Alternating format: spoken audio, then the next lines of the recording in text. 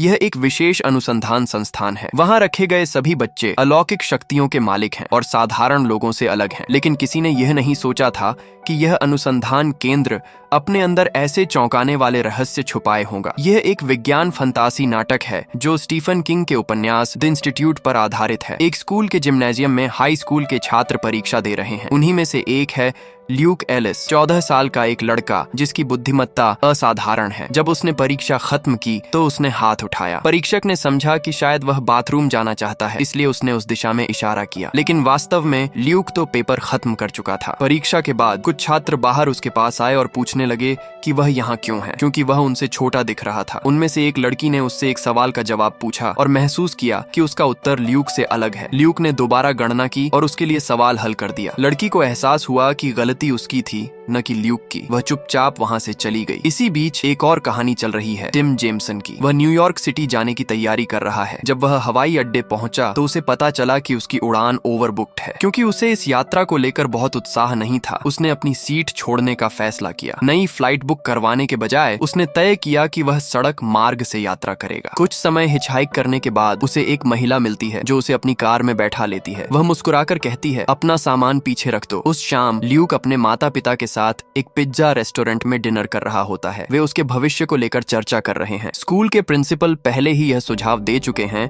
कि ल्यूक इतनी कम उम्र में भी MIT जैसी प्रतिष्ठित यूनिवर्सिटी में दाखिला ले सकता है। उसके माता पिता चिंतित हैं। वे सोचते हैं कि क्या यह सब उसके लिए बहुत जल्दी नहीं है। बातचीत के दौरान अचानक कुछ अजीब होता है। टेबल पर रखी धातु की पिज्जा ट्रे अपने आप हिलती है और जमीन पर गिर जाती है, जबकि किसी ने उसे छुआ भी नहीं था। सभी चौंक जाते हैं। ल्यूक हैरान होकर ट्रे को देखता है, फिर अपने माता पिता की ओर नजर डालता है। कमरे में कुछ सेकंड के लिए सन्नाटा छा जाता है। उस पल किसी को कुछ समझ नहीं आता यह क्या हुआ, लेकिन यह घटना शायद पहली थी जो यह दिखाती थी कि ल्यूक में सिर्फ बुद्धिमत्ता ही नहीं बल्कि कुछ असाधारण और रहस्यमय शक्तियां भी हैं। ल्यूक कुछ भ्रमित सा दिखता है। पास ही एक महिला उसे चुपचाप बहुत ध्यान से देख रही होती है, लेकिन कुछ कहती नहीं। उस रात देर से जब सब शांत हो जाता है, ल्यूक अपने लैपटॉप पर कुछ देर सर्फिंग करता है, फिर उसे बंद करके सोने चला जाता है। घर पूरी तरह शांत हो जाता है। हर कोई गहरी नींद में होता है। उसी दौरान वही महिला जो रेस्टोरेंट में दिखाई दी थी फिर से लौटती है। इस बार वह काले कपड़ों में है और अकेली नहीं, उसके साथ एक पूरी टीम है। वे बहुत सावधानी से घर के अंदर घुसते हैं। बाकी सदस्य निगरानी रखते हैं, जबकि वह महिला सीधे ल्यूक के कमरे की ओर बढ़ती है। वह उसके बिस्तर के पास खड़ी होती है। तभी ल्यूक करवट लेता है और उसकी आंखें खुलने लगती हैं। महिला झट से उसके चेहरे पर कोई स्प्रे करती है। कुछ ही सेकंड में ल्यूक बेहोश हो जाता है। घर के बाकी सदस्य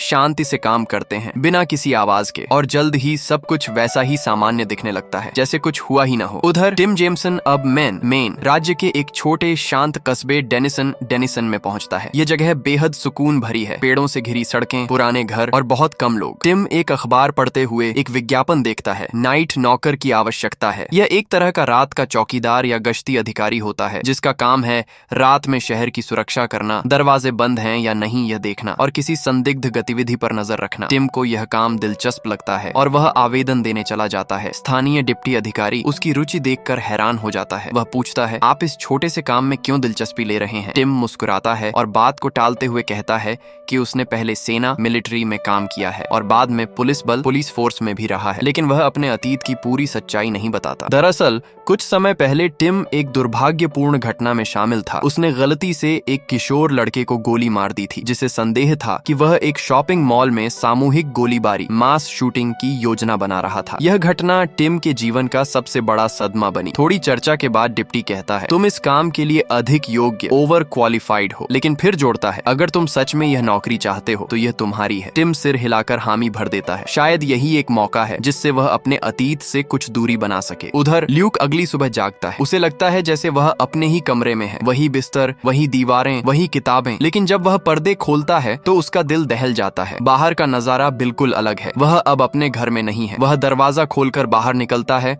और वहाँ एक किशोरी लड़की से मिलता है जो खुद को कीचिया कहती है। वह सहज आवाज में कहती है, अब तुम यहाँ हो दी इंस्टीट्यूट में। ल्यूक चौंक जाता है। वह पूछता है, यह जगह क्या है? कीशा बताती है कि यह एक गुप्त अनुसंधान केंद्र है जो मेन राज्य में कहीं स्थित है। यहाँ ऐसे बच्चों को लाया जाता है जिनके पास असामान्य या मानसिक शक्तियां हैं। कीशा मुस्कुराकर उससे पूछती है, क्या तुम टीपी हो या टीके? ल्यूक उलझन में पूछता है, इसका मतलब? वह समझाती है, टीपी यानी टेलीपैथ, जो लोगों के मन की बातें पढ़ सकता है, और टीके यानी टेलीकिनेसिस टेलीकिनेटिक, जो चीजों को बिना छुए हिला सकता है। ल्यूक कुछ पल सोचकर कहता है, मुझ में थोड़ी सी टेलीकिनेटिक शक्ति है, मैं चीजों को थोड़ा बहुत हिला सकता हूँ, लेकिन बहुत ज्यादा नहीं। कीशा सिर हिलाती है और कहती है, ठीक है, मैं टेलीपैथ हूँ, मैं लोगों के विचार सुन सकती हूँ। वह हंसकर कहती है, यहाँ हम सब कुछ न कुछ कर सकते हैं, बस हमें नहीं पता कि वे हमसे करवाना क्या चाहते हैं। यह सुनकर ल्यूक के भीतर डर और जिज्ञासा दोनों पैदा होते हैं। उसे एहसास होता है कि वह किसी साधारण जगह पर नहीं, बल्कि एक अंधेरे प्रयोग का हिस्सा बन चुका है, जहाँ बच्चे सिर्फ विद्यार्थी नहीं बल्कि किसी बड़ी योजना का हिस्सा हैं। कीशा ल्यूक को उस जगह के बारे में बताती है जहाँ वे हैं। वह कहती है कि इंस्टीट्यूट के अंदर बाहरी दुनिया से किसी भी तरह का संपर्क पूरी तरह निषिद्ध है। बच्चों को अपने परिवार से बात करने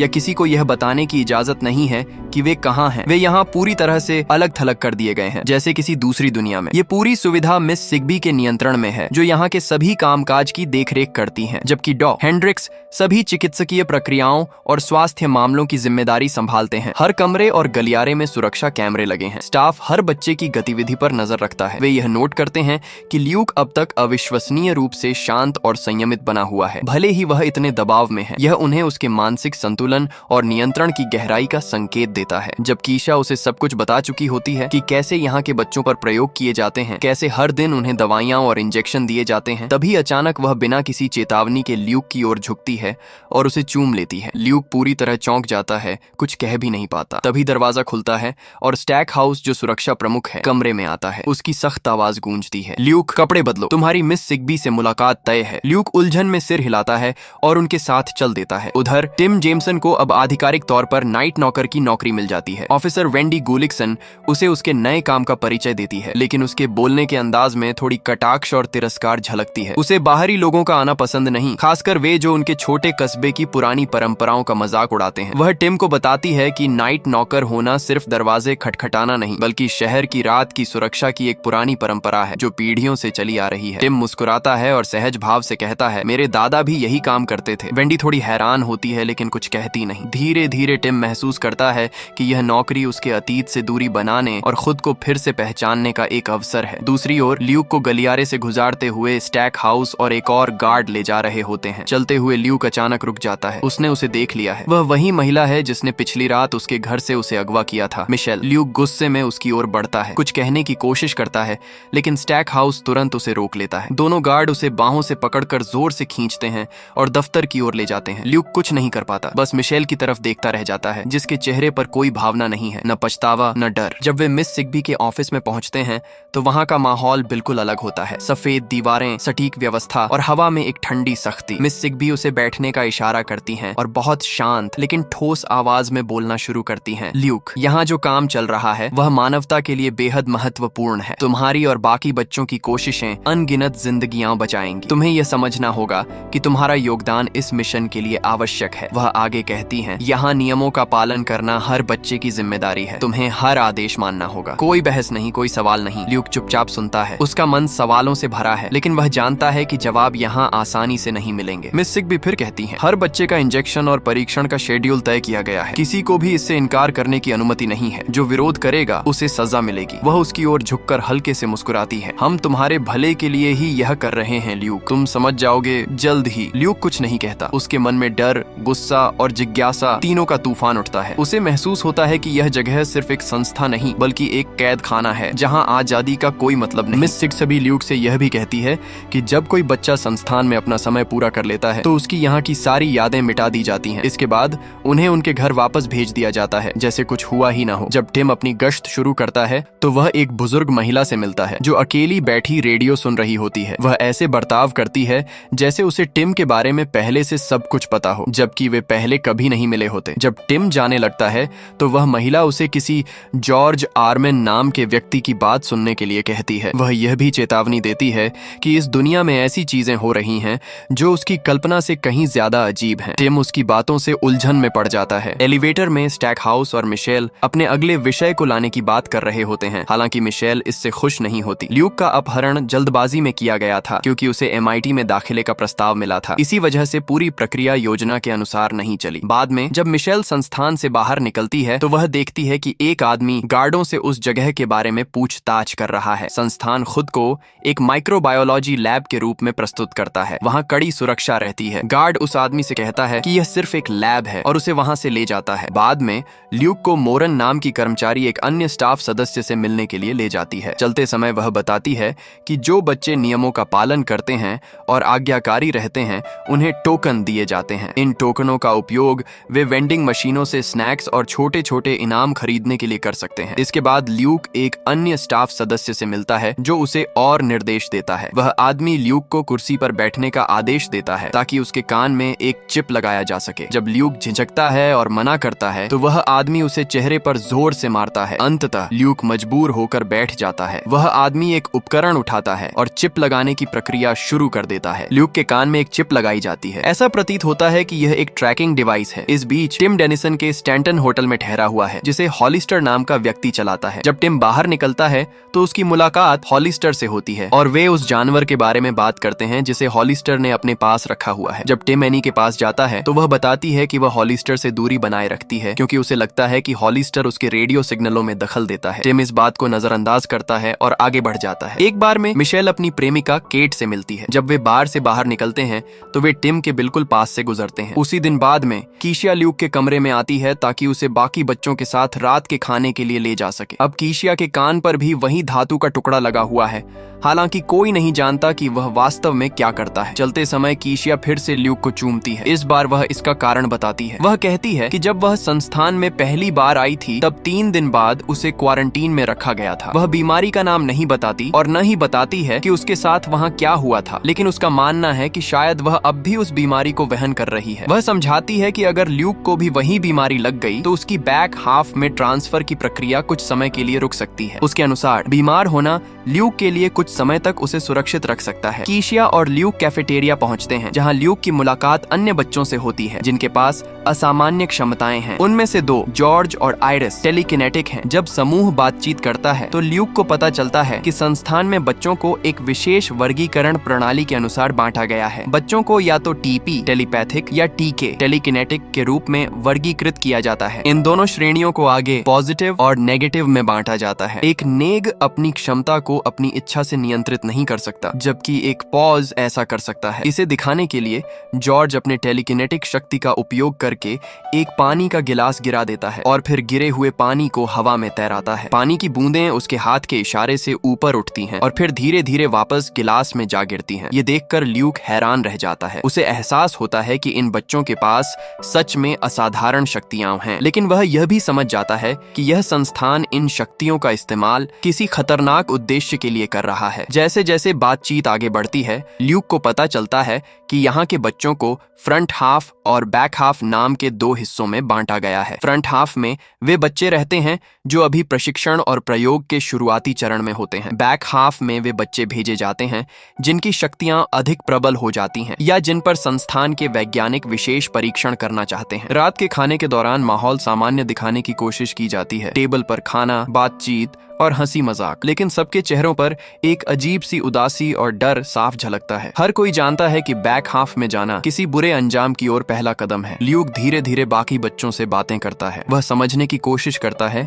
कि यह जगह असल में क्या है और इसका उद्देश्य क्या है। जॉर्ज बताता है कि यहाँ सभी बच्चों के दिमाग से किसी प्रकार की ऊर्जा निकाली जाती है जिसे वे पल्स कहते हैं। किसी को ठीक नहीं पता कि वह ऊर्जा कहाँ इस्तेमाल होती है, लेकिन हर किसी ने देखा है कि जो बच्चा बहुत ज्यादा थक जाता है उसे कुछ दिनों में बैक हाफ भेज दिया जाता है और फिर वह कभी वापस नहीं आता। ल्यूक ये सुनकर सन्न रह जाता है। उसके मन में डर और गुस्सा दोनों उमड़ते हैं। वह तय करता है कि किसी न किसी तरह उसे इस जगह से बाहर निकलना होगा, लेकिन उसके कान में लगा चिप हर समय उसकी गतिविधियों पर नजर रखता है। भागना लगभग असंभव है। दूसरी ओर टिम अब भी उस रहस्यमयी बुजुर्ग महिला की बातों के बारे में सोच रहा है। वह जॉर्ज आर्मेन नाम के व्यक्ति के बारे में जानकारी जुटाने की कोशिश करता है। उसे धीरे धीरे एहसास होता है कि जो बातें उस महिला ने कही थीं, वे किसी साजिश का हिस्सा हो सकती हैं और शायद किसी गुप्त सरकारी संस्था से जुड़ी हों। कहानी यहाँ से और भी गहरी होती जाती है। एक ओर ल्यूक संस्थान की भयावह सच्चाई को समझने और वहां से भागने की योजना बनाने लगता है, और दूसरी ओर टिम उस रहस्य की तह तक पहुंचने की कोशिश करता है जिसका धागा शायद उसी संस्थान से जुड़ा हुआ है। धीरे धीरे दोनों की किस्मतें एक दूसरे से टकराने वाली हैं। एक अंदर से भागने की कोशिश करेगा और दूसरा बाहर से उस बंद दुनिया के दरवाजे खोलने की। पहले हिस्से के साथ स्टाफ और बच्चे कैफेटेरिया में एक समारोह के लिए इकट्ठा होते हैं। हालांकि कोई भी इसमें शामिल होने के लिए उत्साहित नहीं दिखता, लेकिन उस मौके का माहौल एक अंधेरे साए से घिरा हुआ है। सभी बच्चों को पता है कि ग्रेजुएशन का मतलब है अज्ञात जगह में गायब हो जाना। जो भी बच्चा बैक हाफ में गया है वह कभी वापस नहीं लौटा। आयरिस रो रही होती है क्योंकि उसे डर है कि उसके साथ आगे क्या होने वाला है। निक्की उसे सांत्वना देने की कोशिश करती है। ल्यूक भी अपने पहले परीक्षण टेस्टिंग के लिए तैयार हो रहा है। कीशिया उसे सलाह देती है कि वह केक का एक टुकड़ा खा ले क्योंकि यह इंजेक्शन के बाद होने वाली मितली को कम करने में मदद करता है। ल्यूक एक टुकड़ा लेता है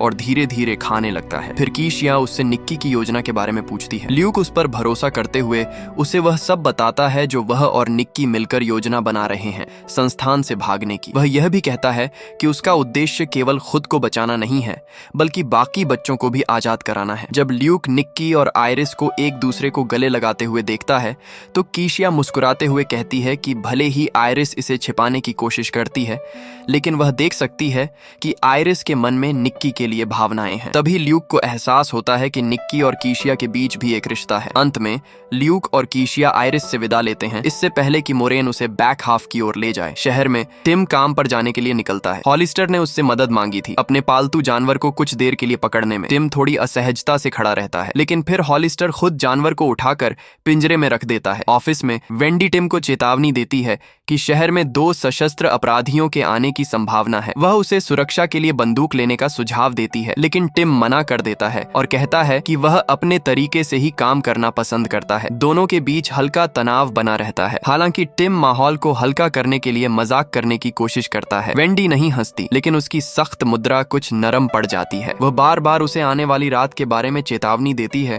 और टिम वहां से चला जाता है। इसी बीच अपने दफ्तर में मिस सिग्सबी स्टैकहाउस के साथ बैठी होती है। वे किसी आदमी के साथ एक तनावपूर्ण फोन कॉल कर रहे होते हैं जो देखने में काफी प्रभावशाली और रहस्यमय प्रतीत होता है। वे दोनों से ऊपर रैंक वाला व्यक्ति कॉल पर आता है। वे उसे मिशेल की मौत की सूचना देते हैं। मिशेल संस्थान की अपहरण टीम की नेता थी। फोन के दूसरी ओर बैठा आदमी आदेश देता है कि उस खाली पद को तुरंत भर दिया जाए ताकि अपहरण टीमें पूरी तरह सक्रिय बनी रहें। मिस सिग्सबी सुझाव देती है कि जब तक स्थायी नियुक्ति नहीं हो जाती तब तक केट को अस्थायी रूप से उस पद पर रखा जाए। आदमी सहमत हो जाता है और स्टैक हाउस भी इस फैसले के साथ चलता है। कॉल खत्म होते ही सिग्सबी और स्टैक हाउस आपस में बहस करने लगते हैं। दोनों एक दूसरे को मुश्किल से सहन कर पाते हैं। इस बीच ल्यूक को एक परीक्षण कक्ष में लाया जाता है। उसे एक कुर्सी पर बांध दिया जाता है, जबकि डॉक्टर हेंड्रिस और टोनी नाम का एक कर्मचारी, वही व्यक्ति जिसने ल्यूक के कान में धातु का उपकरण प्रत्यारोपित किया था, उपकरण तैयार करते हैं। वे बताते हैं कि उन्हें उसकी टेलीकिनेटिक मन से वस्तुएं हिलाने की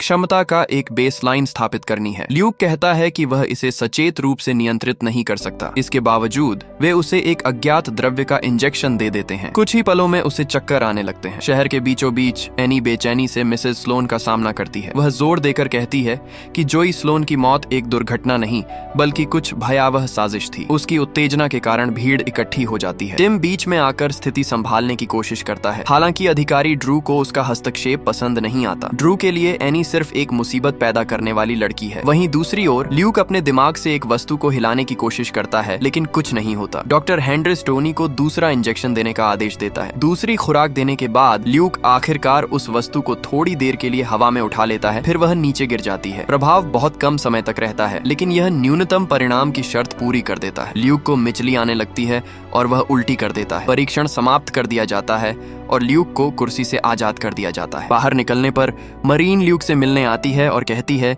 कि पहली बार हमेशा ऐसा ही होता है। वह उसे कुछ खाने की सलाह देती है और ल्यूक कैफेटेरिया की ओर चला जाता है। बाद में कैफेटेरिया में वापस आने पर ल्यूक निक्की से मिलता है और उसे बताता है कि परीक्षण के दौरान क्या हुआ था। जैसे ही वे बात कर रहे होते हैं, कीशा जॉर्ज के साथ अंदर आती है। जॉर्ज स्पष्ट रूप से डरा हुआ और अस्थिर दिखाई देता है। ल्यूक तुरंत समझ जाता है कि कुछ गड़बड़ है। निक्की बताता है कि जॉर्ज ने अभी अभी फ्रंट हाफ में अंतिम परीक्षण पूरा किया है, जिसे ड्रीम बॉक्स कहा जाता है। निक्की के अनुसार यह प्रक्रिया मन के गहराई में दबे दर्दनाक स्मृतियों को बाहर निकालती है और व्यक्ति को उन्हें दोबारा जीने पर मजबूर करती है। इस अनुभव को खत्म करने का एकमात्र तरीका है चमकती हुई लाइटों की एक श्रृंखला को सही क्रम में मिलाना। यह एक मनोवैज्ञानिक परीक्षा है जिसे इस तरह बनाया गया है कि यह व्यक्ति को मानसिक रूप से तोड़ दे, और जॉर्ज की हालत देखकर लगता है कि यह तरीका असरदार है। निक्की और ल्यूक बाहर निकलते हैं, ऐसा दिखाते हुए जैसे वे बास्केटबॉल खेलने जा रहे हों। असल में वे अपने विकल्पों पर विचार कर रहे होते हैं और धीरे धीरे भागने के संभावित तरीकों पर चर्चा करते हैं। वे संस्थान से भागने के लिए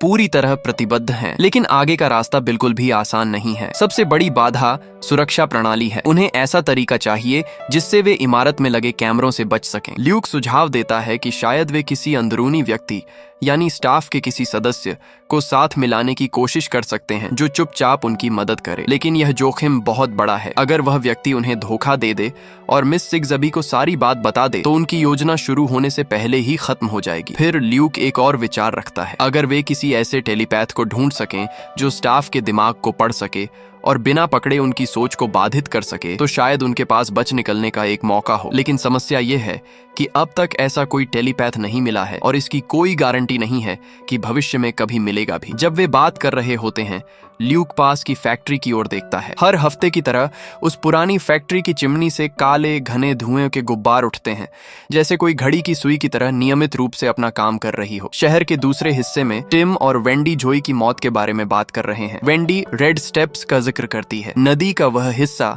जो लोगों के लिए वर्जित है, जहाँ का तेज बहाव कई जिंदगियां निगल चुका है। वर्षों पहले कुछ किशोर, जिनमें जोई भी शामिल थी, नशे की हालत में वहां गए थे। वे नदी की गहराइयों में खिंच गए और कुछ दिनों बाद उनके शव पानी के बहाव में कई मील दूर जाकर मिले थे। एनी उस हादसे के बहुत बाद शहर में आई थी, लेकिन उसने कभी उस घटना को एक साधारण दुर्घटना नहीं माना। उसके मन में शुरू से यह विश्वास था कि उस रात कुछ और हुआ था, कुछ भयानक, कुछ छिपा हुआ। टिम, जो पहले से ही इस बात से असहज था कि एनी को उसके बारे में इतनी बातें कैसे पता है, यह मुद्दा फिर से उठाता है। वेंडी, जो दोनों को सुन रही थी, इसे एनी की कल्पना शक्ति मानकर हंस देती है। उसके लिए यह सब एक ऐसी महिला की बकवास थी जिसका वास्तविकता पर पकड़ ढीली पड़ चुकी थी। उधर इंस्टीट्यूट में जॉर्ज की टेलीकिनेटिक मानसिक शक्ति से वस्तुएं हिलाने की क्षमता दिन ब दिन बढ़ती जा रही थी। अब वह अपने मन की ताकत से वेंडिंग मशीन के अंदर फंसे सिक्के को बाहर खींचने में सफल हो गया था। यह छोटा सा कारनामा उसके लिए किसी विजय से कम नहीं था। तीनों बच्चे, ल्यूक, कीशा और निकी, एक गुप्त योजना पर चर्चा कर रहे थे। ल्यूक और कीशा को लगता था कि मोरेन, जो वहां लंबे समय से काम कर रही एक स्टाफ सदस्य है, उस पर भरोसा किया जा सकता है। उसने कई बार उनके प्रति थोड़ा मानवीय व्यवहार दिखाया था, कभी मुस्कान, कभी झिझक, जो बाकी कर्मचारियों में नहीं दिखती थी। ल्यूक का मानना था कि अगर किसी से मदद मिल सकती है तो वह वही होगी, लेकिन निकी उनसे सहमत नहीं था। उसके अनुसार मोरेन भी बाकी सब की तरह ही थी, बाहरी तौर पर दयालु दिखने वाली, लेकिन असल में उसी अमानवीय तंत्र का हिस्सा जो उन्हें कैद में रखे हुए था। वह बोला, जो लोग चुप रहते हैं वे भी उतने ही दोषी हैं जितने आदेश देने वाले। उसकी बातों में डर और गुस्सा दोनों झलक रहे थे। इसी बीच ल्यूक उन्हें बताता है कि रात को एक नया बच्चा आने वाला है। उसका नाम एवरी डिक्सन है और वह उनसे भी छोटा है। ये खबर सुनकर कीशा और निकी दोनों चुप हो जाते हैं। वे जानते हैं कि हर नया बच्चा इस संस्था की निर्दयी प्रयोगशाला में एक और शिकार बनकर आता है। दूसरी ओर टिम अपने ड्यूटी पर जाने से पहले शहर के गैस स्टेशन पर रुकता है। वहाँ उसका सामना मालिक डीरा से होता है, एक मध्यम उम्र का विनम्र आदमी जो हमेशा ग्राहकों से मुस्कुराकर बात करता है। वे दोनों बातचीत करने लगते हैं। टिम उससे पूछता है कि काम कैसा चल रहा है। डीरा मुस्कुराते हुए कहता है, हर बार कुछ न कुछ नया नियम आ जाता है, नई मांगें बढ़ती जाती हैं। बातों बातों में डीरा अपने जीवन की कहानी साझा करता है। वह बताता है कि वह मूल रूप से केन्या से है और कभी मोगादिशु की एक यूनिवर्सिटी में अर्थशास्त्र इकोनॉमिक्स में डॉक्टरेट कर रहा था। 3 साल पूरे हो चुके थे, लेकिन 2007 में अल शबाब नामक आतंकवादी संगठन ने उसके परिवार को निशाना बनाया। उन्हें सब कुछ छोड़कर भागना पड़ा। वह कहता है, 2 साल हमने शरणार्थी शिविर में बिताए। वहाँ जीना मुश्किल था, हर दिन एक नई चुनौती। लेकिन अब यहाँ मेन में मुझे लगता है जिंदगी ने फिर एक मौका दिया है। अब मेरे पास एक नई शुरुआत है और इसके लिए मैं ईश्वर का आभारी हूँ। टिम उसकी बात ध्यान से सुनता है। वह देख सकता है कि डीरा के चेहरे पर जो मुस्कान है वह कितनी गहरी पीड़ा के पीछे से निकली है। जाते जाते डीरा उससे कहता है, कॉफी मेरी तरफ से है दोस्त, तुम्हारा चेहरा बताता है कि तुम्हें आज इसकी जरूरत है। टिम हल्की मुस्कान के साथ सिर हिलाता है और धन्यवाद कहकर निकल जाता है। डीरा दरवाजे के पास खड़ा उसे जाते हुए देखता है। उसके भीतर एक संतोष था कि उसने कम से कम एक थके हुए इंसान के दिन में थोड़ी गर्माहट जोड़ दी। रात में टिम एनी का हाल जानने के लिए वापस लौटता है। बातचीत के दौरान एनी फिर से इंस्टीट्यूट का जिक्र करती है। वह पूरी तरह आश्वस्त है कि वहाँ कुछ खतरनाक और रहस्यमय चल रहा है। उनकी बातचीत अचानक पास से आई गोलीबारी की आवाज से टूट जाती है। टिम बिना किसी झिझक के आवाज की दिशा में दौड़ पड़ता है और जल्द ही स्थानीय गैस स्टेशन पहुंचता है, जहां एक डकैती चल रही होती है। दो संदिग्ध व्यक्ति टिम पर गोलियां चलाते हैं और फिर तेजी से अपने ट्रक में भाग जाते हैं। अंदर पहुंचकर टिम देखता है कि डोयरा जमीन पर घायल पड़ा है। वह तुरंत रेडियो पर कॉल करके घटना की सूचना देता है और मदद आने तक उसे प्राथमिक उपचार देने लगता है। उधर इंस्टीट्यूट में डॉग रिक्स रात के लिए निकलने की तैयारी कर रहे होते हैं। जैसे ही वह बाहर निकलते हैं, स्टैक हाउस उनसे मिलता है। रिक्स बताता है कि जॉर्ज अब बैक हाफ में ट्रांसफर के लिए लगभग तैयार है। स्टैक हाउस ये सुनकर संतुष्ट होता है और कहता है कि जॉर्ज की जरूरत एक ऐसे प्रोजेक्ट में पड़ेगी जो की होल्स से जुड़ा है। बातचीत का रुख फिर ल्यूक की ओर मुड़ता है। रिक्स उसे ल्यूक के शुरुआती टेस्ट परिणामों के बारे में बताता है। स्टैक हाउस ध्यान देता है कि भले ही ल्यूक की टेलीपैथिक मन से संचार करने की क्षमताएं अभी पूरी तरह सामने नहीं आई हैं, लेकिन फिर भी वह किसी बड़ी योजना में अहम भूमिका निभा सकता है। वॉकी टॉकी पर वेंडी की आवाज आती है। वह पुष्टि करती है कि मदद रास्ते में है। उधर जब रिक्स और स्टैक हाउस आगे हेंड्रिक्स के घर की ओर बढ़ते हैं तो स्टैक हाउस का लहजा और सीधा हो जाता है। वह इशारा करता है कि इंस्टीट्यूट के बाहर कुछ लोग भी इस सब में शामिल हैं। इंस्टीट्यूट के बाहर भी कुछ ऐसे लोग हैं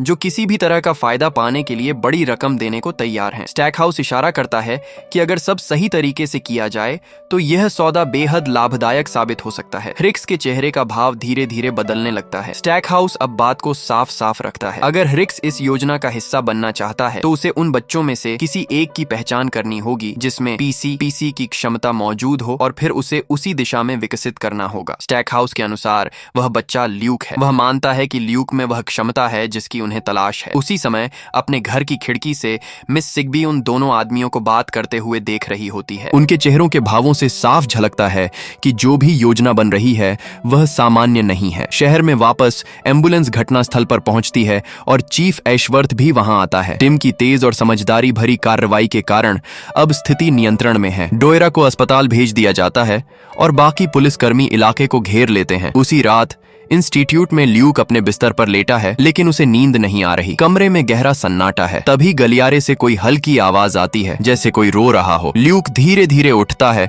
और दरवाजे की ओर बढ़ता है। बाहर झांक कर देखता है कि एक छोटा सा लड़का जमीन पर बैठा सिसक रहा है। वह नया आगमन है, एवरी डिक्सन, वही बच्चा जिसके आने की खबर ल्यूक ने पहले सुनी थी। कुछ ही पलों बाद कीशा, निकी और जॉर्ज भी वहां पहुंचते हैं, यह देखने के लिए कि क्या हो रहा है। कीशा घुटनों के बल बैठकर एवरी को शांत करने की कोशिश करती है। वह उसे धीरे से दिलासा देती है और कहते हुए उसके मन में झांकने लगती है, जैसे उसकी भावनाएं महसूस कर रही हो। जॉर्ज एवरी को धीरे धीरे उठाकर उसके कमरे तक वापस ले जाता है। जब वह चला जाता है तो कीशा ल्यूक और निकी को एक और खींच कर ले जाती है। वह गंभीर स्वर में कहती है, मैंने उसके मन में जो देखा वह बाकी सबसे अलग था। एवरी सिर्फ संवेदनशील नहीं है, वह अविश्वसनीय रूप से शक्तिशाली है। उसकी मानसिक शक्ति किसी भी चीज से ज्यादा गहरी है जो मैंने अब तक महसूस की है। ल्यूक और निकी एक दूसरे की ओर देखते हैं। दोनों के चेहरों पर एक ही भाव है, जैसे उन्हें अभी अभी अपनी खोई हुई कड़ी मिल गई हो। शायद एवरी वही हिस्सा है जिसकी उन्हें अब तक तलाश थी।